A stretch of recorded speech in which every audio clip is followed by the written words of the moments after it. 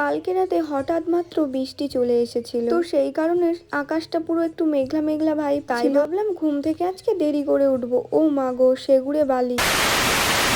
Hello everyone, আমি মনীষা চলে এলাম তোমাদের মাঝে আমার ছোট্ট একটা মিনি ব্লগ নিয়ে। জানো তো, বাড়িতে আমি, দাদু, ভাই আর ঠাম্মা আছি। তো ঠাম্মা আজকের একটু ব্যাংকে যাওয়ার ছিল, আর দাদু একটু কাজের জন্য বাইরে গেছে। যেহেতু ঠাম্মার বয়স হয়েছে, তাই ঠাম্মা বলল আমি কি না খেয়ে যাব ব্যাংকে। তাই ঠাম্মা বলল তুই তাড়াতাড়ি কচি ঘুম থেকে উঠে আমায় দুটো রান্না করে দে। তাই জন্য ইচ্ছে না থাকার সত্ত্বেও ঘুম থেকে উঠে যেতে হলো। তো সেই কারণে ঘুম থেকে উঠেই আমি রান্না বসিয়ে দিয়েছি ব্রাশ না করেই। প্রথমে আমি চিতি কাঁকড়াগুলোকে ভেজে নিচ্ছি। আর আজকে মাছের অবস্থা তো দেখতেই পাচ্ছ, 4 টুকরো মাছ হয়েছে, আর ছিল অল্প কয়েকটা চিংড়ি মাছ। তো প্রথমে চিতি কাঁকড়াগুলোকে ভেজে নিয়েছি, তারপর 4 টুকরো মাছ আর চিংড়ি মাছগুলোকে ভেজে নিয়েছি।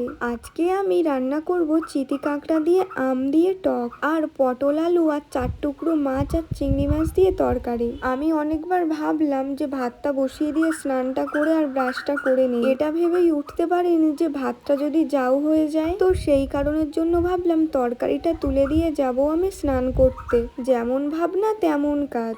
আবার এইদিকে রান্নারও তাড়া ছিল, আমি রান্না করলে ঠাম্মা তারপর খেয়ে দিয়ে যাবে। তো সেই জন্য আমি সবার ফার্স্টে পটল আর আলুর তরকারিটাই রান্না করে নিচ্ছিলাম। পটল তো কুক হতে বেশি টাইম নেবে না, কিন্তু আলুটা কুক হতে অনেক টাইম নেবে। তরকারি বসিয়ে দিয়ে আমি চলে গেছিলাম স্নান করার জন্য। আর স্নান করার পর আমার জানো তো সকাল থেকে ব্রাশই করা হয়নি, তো সেই জন্য আমি দাঁতটাও একটু ব্রাশ করে নিচ্ছিলাম। আর ঠাম্মা দেখি তরকারিটা নামিয়ে নিয়ে টক তরকারিটা তুলে দিয়েছিল, তো সেই জন্য আমি মুখটা ধুয়ে নিয়ে ঠাম্মারা খাবে বলে ভাতটা বেড়ে দিচ্ছিলাম।